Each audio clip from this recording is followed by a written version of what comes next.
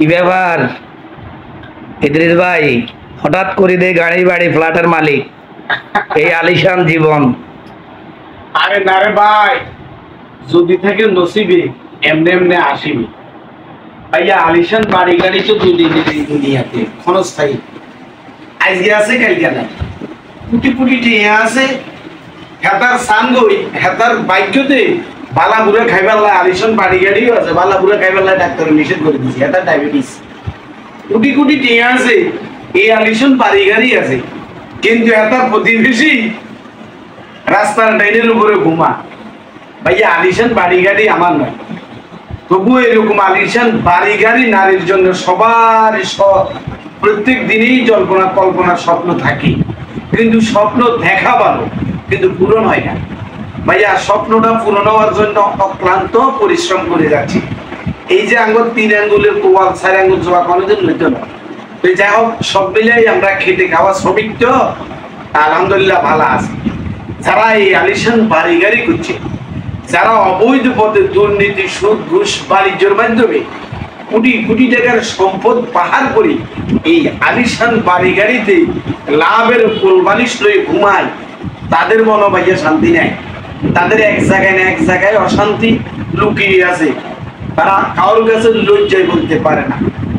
নয়তো নারীর কারণে, নয়তো ইন্স্যুরেন্স বিভিন্ন ব্যাংক ব্যালেন্সের ঋণের কারণে, নয়তো তার শরীরে যে কোনো রোগে বাসা বেঁধেছে না বলা সইতে পারে সে।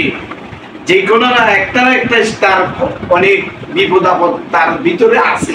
কিন্তু আলু মতন ইদ্রিস আলীকেও খোলামেলা এই কাবি ব্যাপিজা মাথা দিই, লুঙ্গি একটা নিন্দি কাদের গায়ে দিই, আমরা রাস্তাঘাটে ভিডিও করি বা কর্মজীবী আমরা যে কোনো কাজ করি, ভাই আমরা খুব শান্তিতে আছি। কিরকম শান্তি?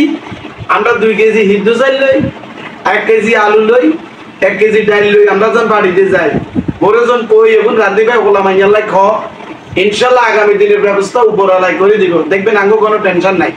আরামসে আমাদের সারা রাত ঘুমাবো, ফজরে আজান দিলে নামাজের বেলা আমরা মসজিদে তৈরি হয়ে যাবো।